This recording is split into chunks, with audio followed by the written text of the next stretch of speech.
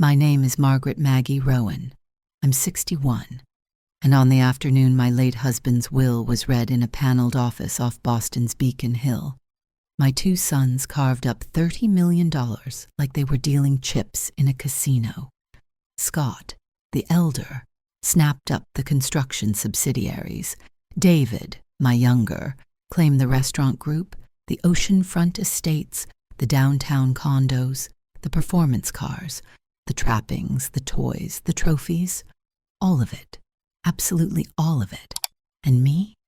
After 42 years of marriage that I kept standing through storms and lean winters, after rearranging my dreams around his, after holding the center while he built an empire, I received a dusty envelope that looked like something the cleaning lady should have tossed with last year's holiday cards. My daughter-in-law, Brooke, let out a bright little laugh that had no softness in it. Well, at least you can use it for recipe clippings, mother-in-law. Scott never lifted his gaze from the inventory of assets like I was a draft in the room. David exhaled, long and bored, as if my presence were a chore that would soon conclude. Shredded, and suddenly very small, I stood, tucked the envelope into my handbag, and walked out like a ghost excused from a meeting. No one offered a ride. No one asked if I was all right. I drifted down the hallway, past a gilt mirror that caught a woman I barely recognized. What they didn't know was that later, in the quiet of my home, that despised envelope would crack everything open. My husband, Henry Rowan, had been gone exactly a week. Pancreatic cancer took him in 6 unforgiving months. He had been my partner since I was 19, the man who could turn a back-of-napkin idea into a payroll by Monday, who learned every trade he hired and showed up before dawn on work sites just to walk the mud. He didn't inherit anything. He made it, board by board, number by number. And I was there. When he paced the kitchen at midnight doing mental math, I brewed coffee and kept a light on.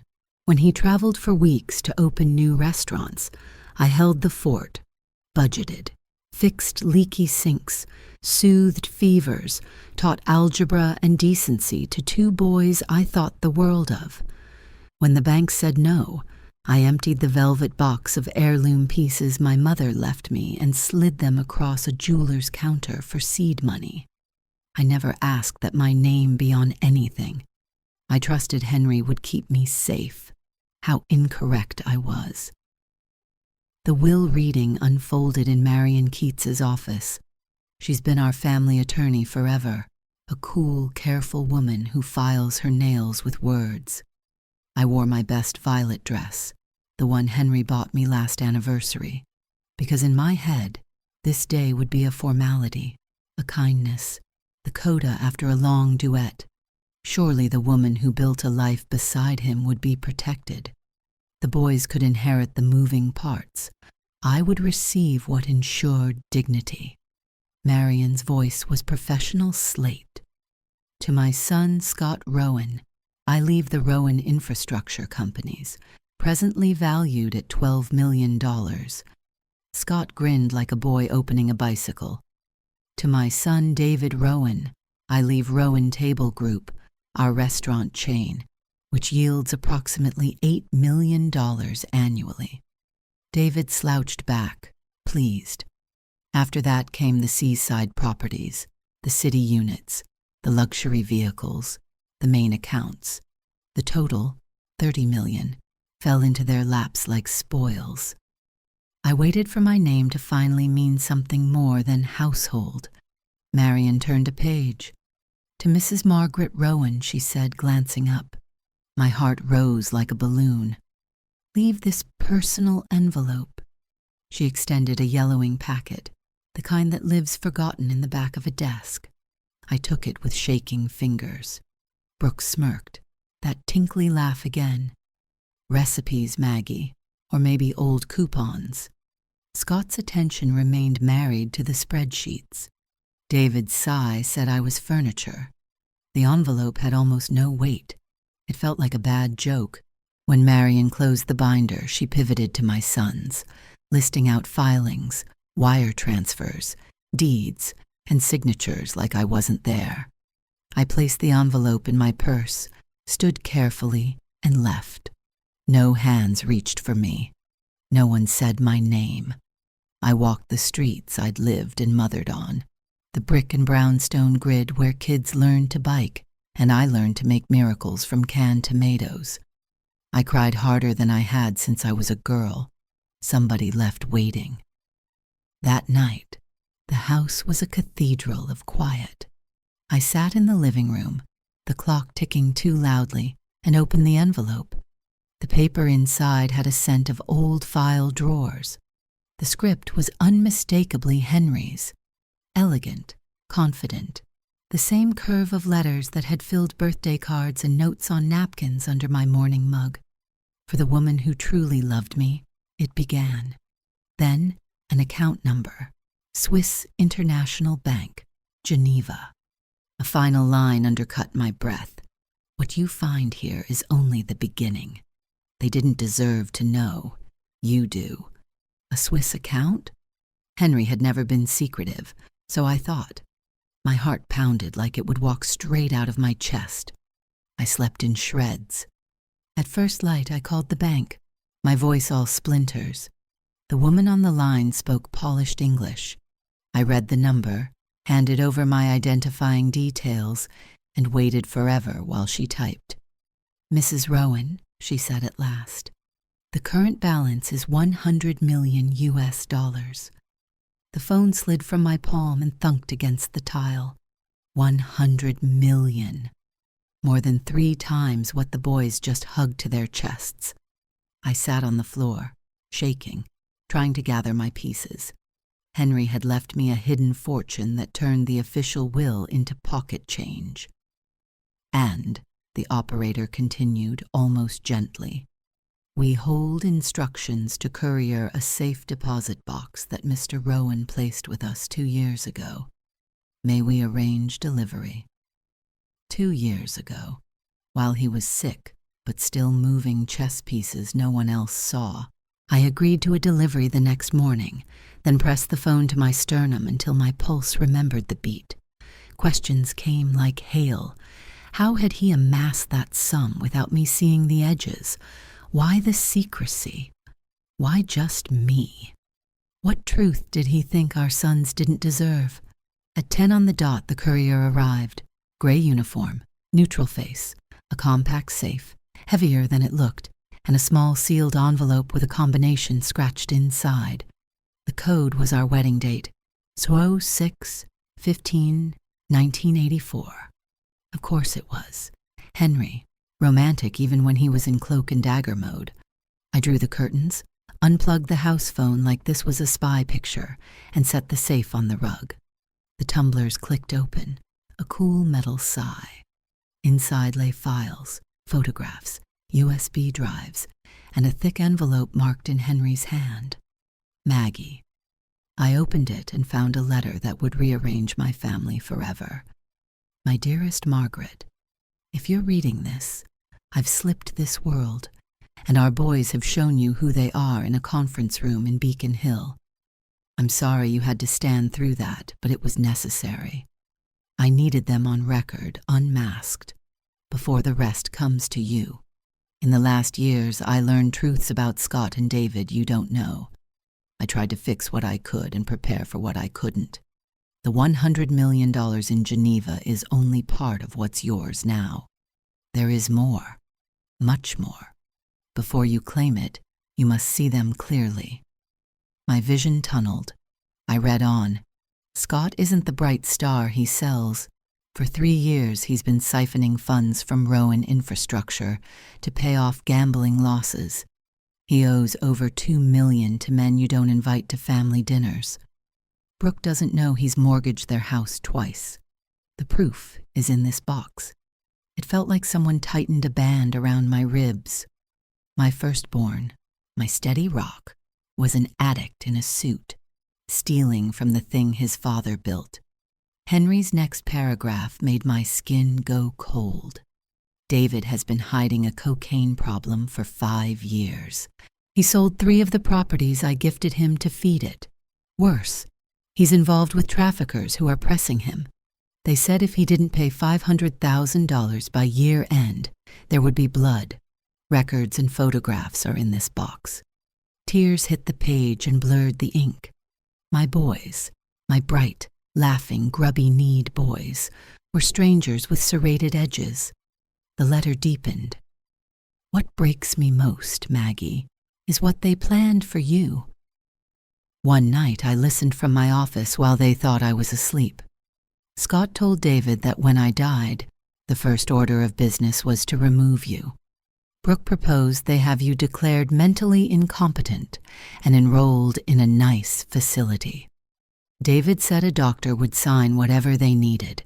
The scheme is to fund themselves with your share, then move you where you can't obstruct. The paper went soft under my hands. I had felt patronized, managed.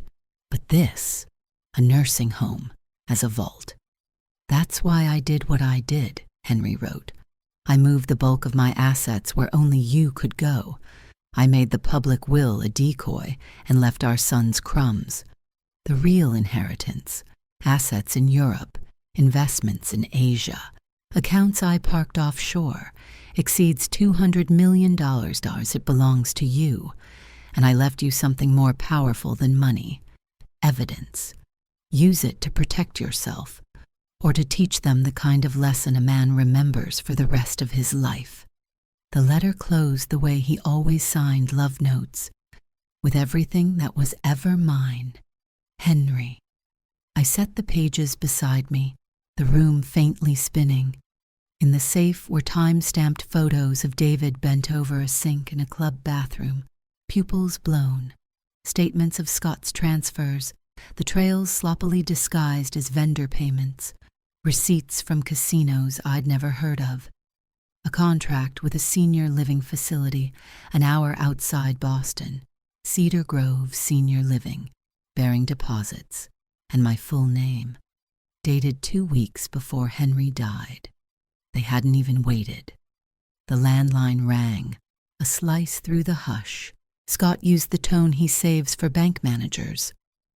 Mom, we should talk. Brooke and I are worried about you. You've been so quiet. The choreography had begun. I'm resting, I said. Grief is noisy inside. We just want what's best. The house is too much for you. We've been researching some lovely communities, company, activities, round-the-clock care. Company, activities, care. A padded vault. By afternoon, David called. Scott filled me in. It's a great idea, Mom. Somewhere more appropriate for your age. He cleared his throat. We should also discuss finances. Dad left you the house, but it's expensive. Taxes, utilities. Best to sell now before the market turns. Sell the home. Move the obstacle. Keep the money. I'm not making decisions, I said, voice calm as clear glass. We buried your father last week. At your age, change gets harder, David pressed. Better to act fast. The parade continued for days. They rotated visits, showing up with glossy brochures and saccharine optimism. See, Cedar Grove has art classes, Brooke chirped, tapping a page of smiling seniors. Wouldn't a watercolor hour be sweet? I had already read 3 years of state violations for Cedar Grove. Short staffing, over-sedation, headlines you don't want your mother to be the subject of. During a forced family dinner, take-out pizza at my table I suddenly despised, I decided to probe. You might be right, I said, gentle as a lamb. Perhaps it's time for logistics, but first, I'd love your help with something. Their eyes brightened like toddlers offered a treat. I want to review the company's books, everything your father left, how it's structured.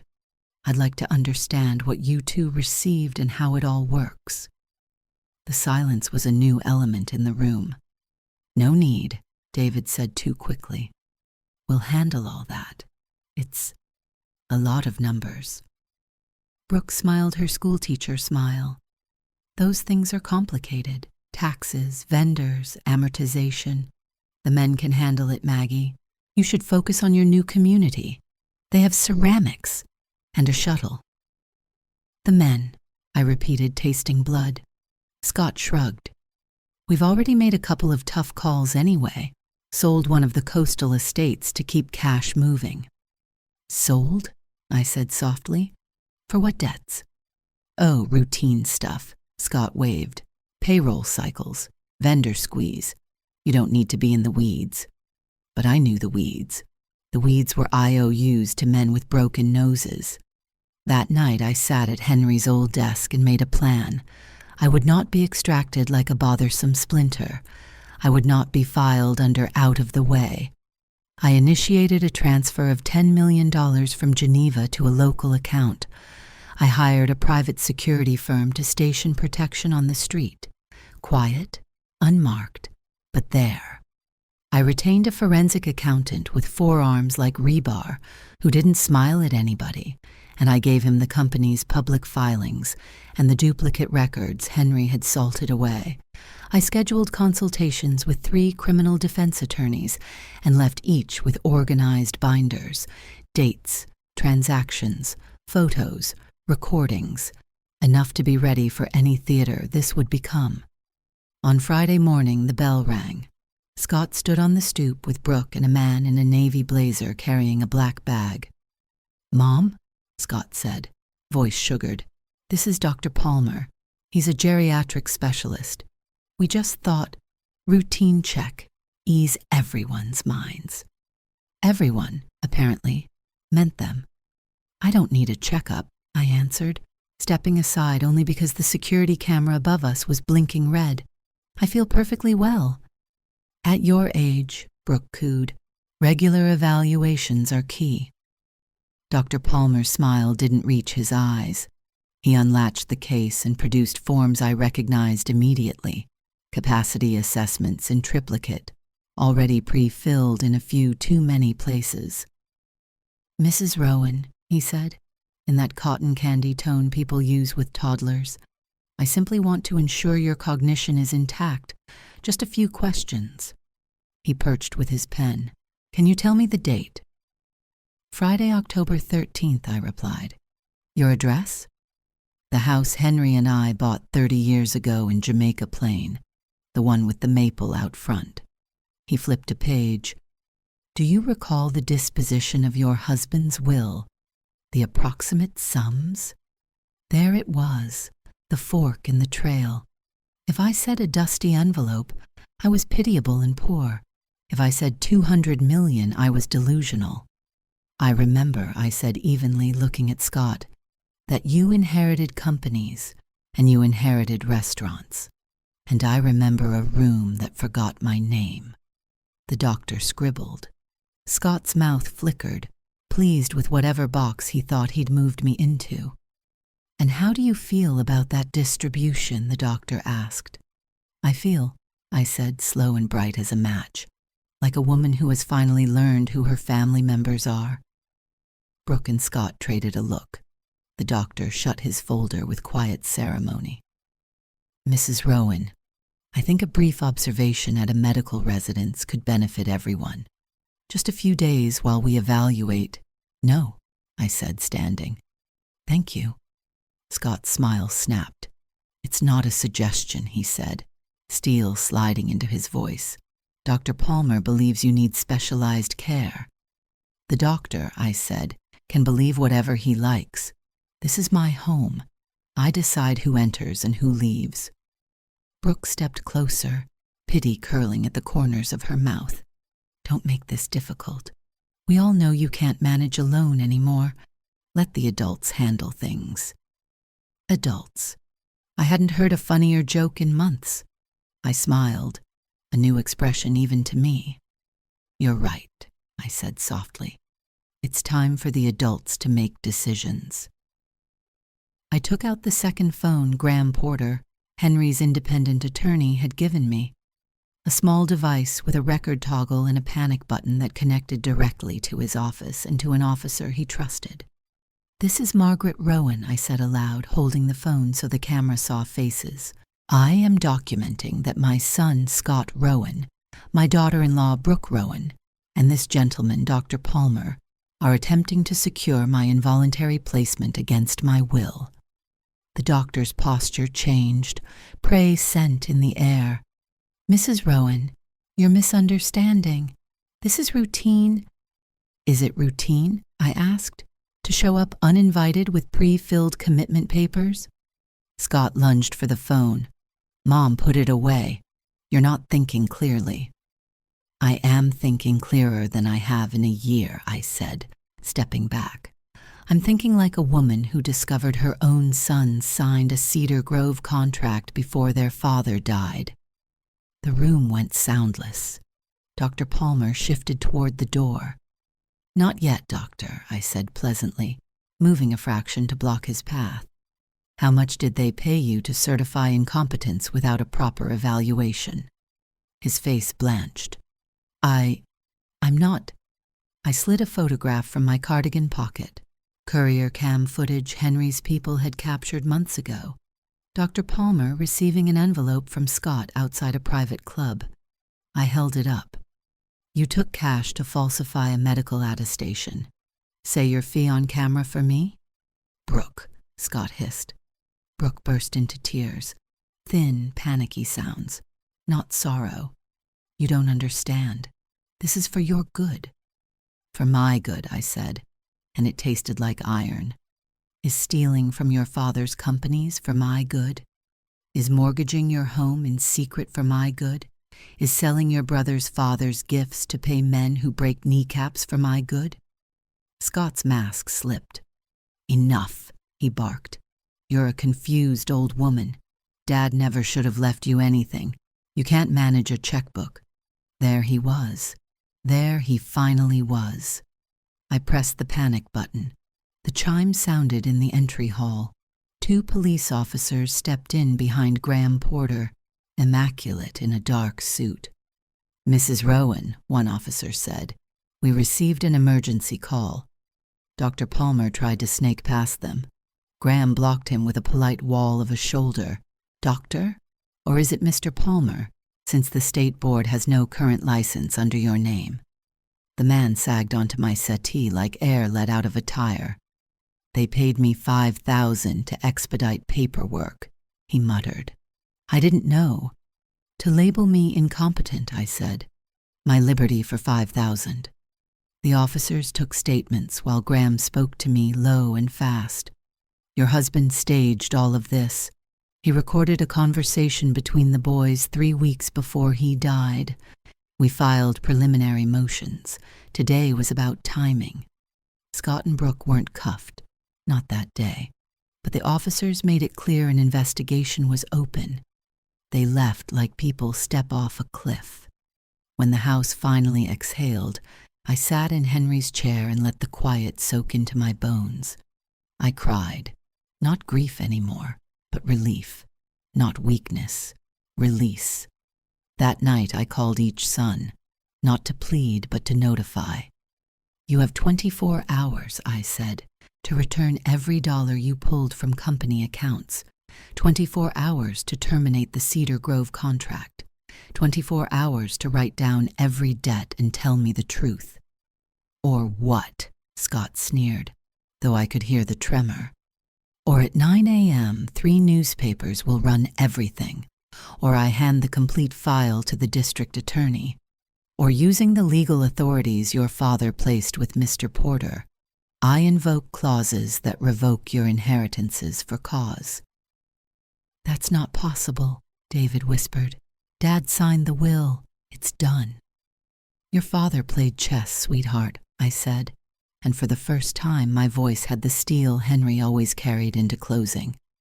And I'm not the pawn you thought. I hung up. I didn't need to hear more. At 8 a.m. the next morning, both sons stood on my porch. No brochures, no theatrics. They looked smaller. They looked like someone had informed them the rules had changed and meant it. Mom, Scott said, and for once there was no performance in it. We need to talk. I let them stand while I sat. The power shift was physical. Speak. David's eyes filled. It got out of control. The blow, the calls, the threats. And your solution, I said, was to erase me? That wasn't the plan, Scott muttered. At first we just needed a bridge. We thought we'd pay it back. The cartel didn't care about plans, David whispered. They said, he swallowed. They said they'd hurt people. And you decided to hurt me first, I said, each word measured. They had no answer. I let them sit in the richness of what they'd done. Then I stood, walked to the window, and turned with the kind of calm that ends negotiations. Your father loved you, I said, even as he documented every lie. That's why he left you a chance. 30 million is latitude, not license. I will not be your mark. Here is what happens now. Scott lifted his head like a man awaiting sentence. Scott, I said, you will call every creditor you owe and tell them they will be repaid, but not with company funds, with your inheritance, all of it, if that's what it takes. He paled. Mom, that could wipe me out. Then the math finally equals the behavior, I said. You steal, you pay. David, I continued, you will admit yourself to rehab, a real program, not a spa. You will give a full account to the police, names, dates, drop sites. You will testify, and you will enter treatment before the week is out. They'll kill me, he whispered. They'll kill you if you don't pay, I said. This way, you survive with a future.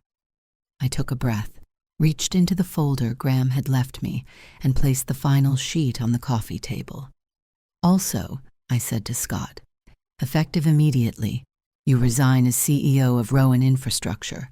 You will transfer your voting shares to me under the holding agreement your father created, and you will work wage hour on a crew under Frank O'Rourke until you repay what you stole. Then, and only then, do we discuss a path back. A laborer, he said, like the word hadn't ever shared a room with him. Your father started on a crew, I reminded him. You can too. He stared at his hands a long time. When he finally looked up, there was something in his face I hadn't seen since he was 10. Understanding. Brooke wasn't there to caw opinions into the air, but I had one document left with her name on it. Proof of her own siphoning and a long kiss with a man from her Pilates studio in the parking lot of a hotel neither of them should have been near. That would be a different conversation, timed for maximum clarity. For the first time since Henry's heart stopped, I felt the floor under my feet again. I felt the engine of my life kick over. I felt like someone who had been written out of a story refusing to accept the edit. By noon, Scott had started dialing numbers he never wanted to dial. By afternoon, David had a bed reserved at Row Recovery, a no-nonsense program across the river with counselors who didn't care about your last name. And by evening, I had a calendar full of appointments, site walkthroughs, restaurant audits, one-on-one meetings with the people who kept our world upright while boys played princes. The next morning, I put on a gray suit I bought with my own card and walked into Rowan Infrastructure's conference room. 30 faces around an oval table, most I'd known for 2 decades, some new, all watchful. Good morning, I said. I'm Margaret Rowan. From today forward, I am the owner and CEO. There will be changes, an immediate 3-year audit, a productivity-based bonus system, and a no-retaliation channel straight to me for anyone with information about past irregularities. And one more thing, effective Monday, entry-level wages rise 30%. Silence, then slow, genuine applause. Eyes softened, shoulders dropped. I saw what Henry had always said. People are the whole business. By late afternoon, private conversations confirmed what the files hinted: overbilling, material swaps, a culture of favoritism. Frank O'Rourke, foreman and human backbone, rubbed a hand over his jaw. "Mrs. Rowan," he said, "I didn't know if you'd ever come upstairs. I'm glad you did." That evening I crossed town to the flagship restaurant. The dining room smelled like rosemary and heat. The manager, Gloria, pulled me into her office and shut the door. "We've been told to seat cash-only parties. No receipts. Most nights lately." "By who?" I asked, though I already knew. She glanced at the office camera and then at me. "By Mr. David. We were scared. People have kids, mortgages." I put a hand on the file cabinet and felt my pulse go steady. "There's a new policy," I said. "We do things clean. If anyone pressures you, you call me, directly." She exhaled like the air had been sour for a year. When I got home, I poured a cautious inch of wine, spread financials across Henry's desk, and called Graham. "How are the motions?" I asked. "Moving," he said. "Your younger son reported into the narcotics unit from the rehab intake office. He's naming names. Your elder started carrying rebar on a site in Southie at 7 a.m. today.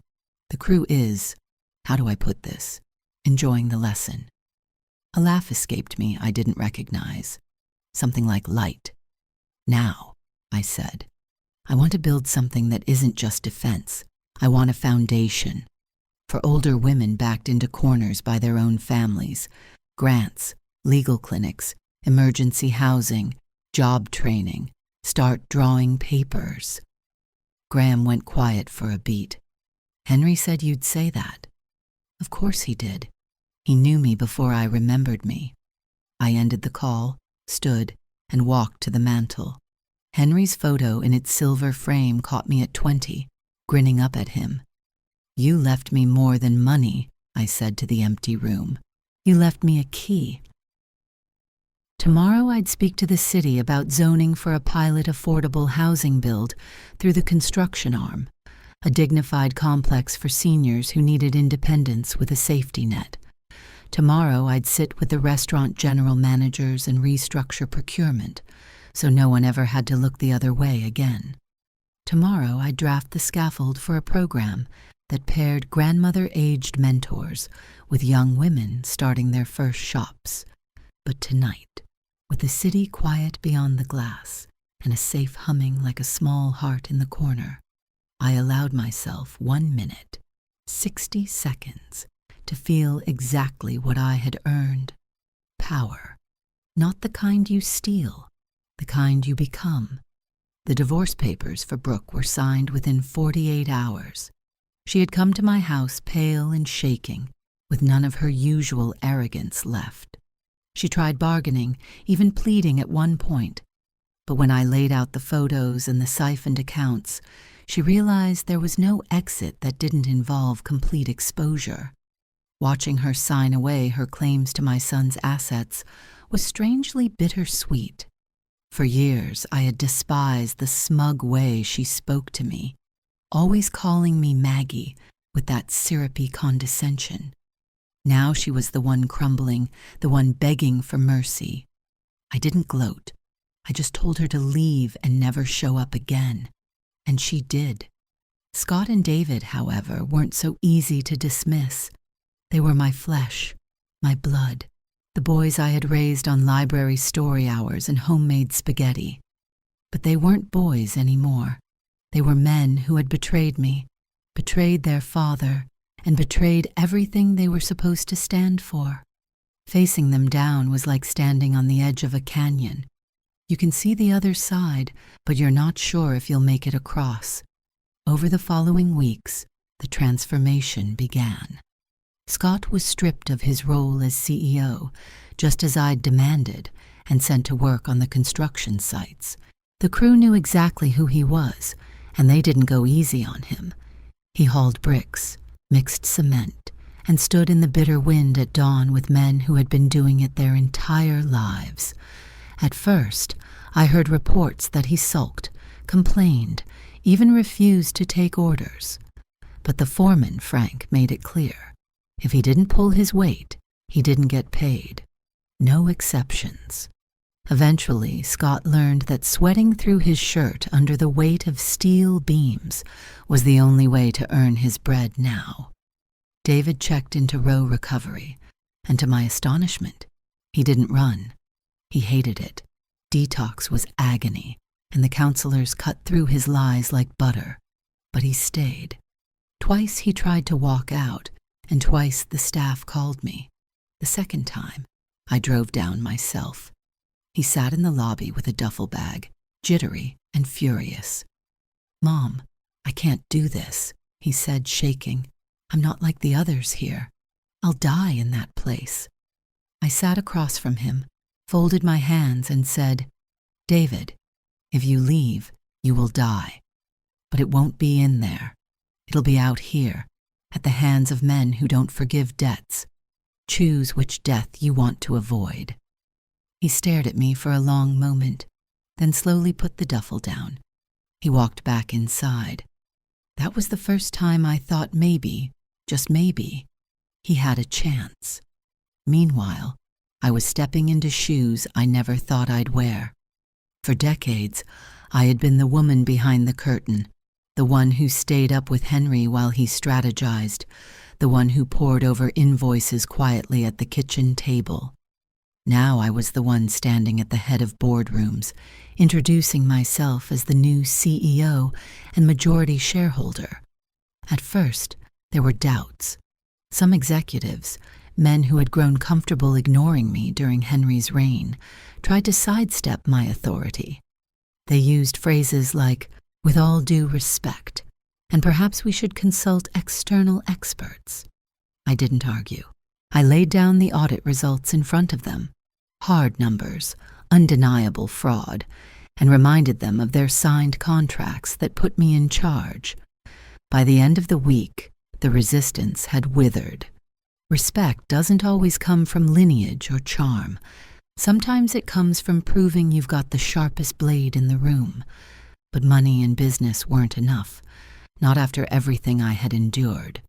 The betrayal had left scars too deep for simple revenge. I needed something constructive, something that would outlast me. That's when the idea for the foundation crystallized. Women like me, older, overlooked, sometimes mocked by their own families, were everywhere. I had met them at church, at the grocery store, even in the waiting room at the oncologist's office during Henry's treatment. Women whose children drained their bank accounts, whose husbands left them destitute, whose communities told them they were done. I wasn't done, and neither were they. With Graham's help, I drew up the charter for the Margaret Rowan Foundation for Senior Dignity and Justice. We started with 3 core pillars: emergency housing for displaced older women, legal aid for those trapped in financial abuse, and job retraining programs for women over 55 who still had decades of life to give. The initial endowment came from the Swiss accounts. $10 million seeded the first phase. When the announcement went public, newspapers ran headlines about the widow who had turned her husband's secret fortune into a crusade. Suddenly, I wasn't just a woman who had been humiliated in a lawyer's office. I was someone with a mission. Of course, the backlash came. Scott and David, cornered in their own ways, didn't like seeing me on the front page. "You're making us look bad," Scott spat during one Sunday visit. His hands were blistered from construction work, his face darker from the sun. Dad would have wanted the business legacy, not some charity sideshow. I leaned across the table and said quietly, "Your father wanted decency.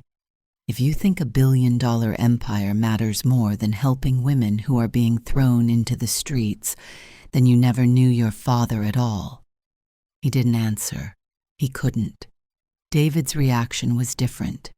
In rehab, he had met older women who had been abandoned by their families just like me.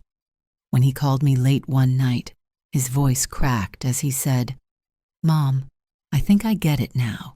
They treat us like we're disposable when we're not convenient. You're fighting for people like them, like you. maybe like me too. It was the first real moment of connection we'd had in years. The Foundation's first major success was a housing project in South Boston. Using the construction company, now under my direct oversight, we built a cluster of modest apartments specifically for senior women who had nowhere else to go. Each unit had wide doorways, accessible bathrooms, and small gardens where residents could plant flowers or vegetables. When the first tenants moved in, I was there with the keys. One woman, a 73-year-old named Dolores, whose children had cleaned out her savings, grabbed my hands and sobbed. I thought I was going to die on a friend's couch. You gave me a home. In that moment, every betrayal, every humiliation, felt like fuel for something greater. Meanwhile, justice was catching up with my son's misdeeds. The audits revealed layers of fraud in both companies. Graham presented the evidence to a judge, and though we avoided full criminal prosecution, for now, the court compelled restitution agreements. Scott's stolen millions were clawed back from his inheritance, leaving him with barely enough to keep his creditors at bay. David's cooperation with the narcotics unit dismantled an entire trafficking ring operating out of the restaurants. His testimony saved lives, but it also painted a target on his back. The police offered him witness protection, but he refused. I want to face what I did, he told me. For the first time, I believed he meant it. The night of the Foundation's gala was the turning point. I wore a gold dress, not for vanity, but because gold meant resilience. I stood at the podium in front of 300 guests, politicians, journalists, community leaders, and most importantly, the women we had already helped. And I told my story, not all of it, not the darkest parts, but enough. I spoke of betrayal, of invisibility, of the way society tries to shelve women once they're past a certain age.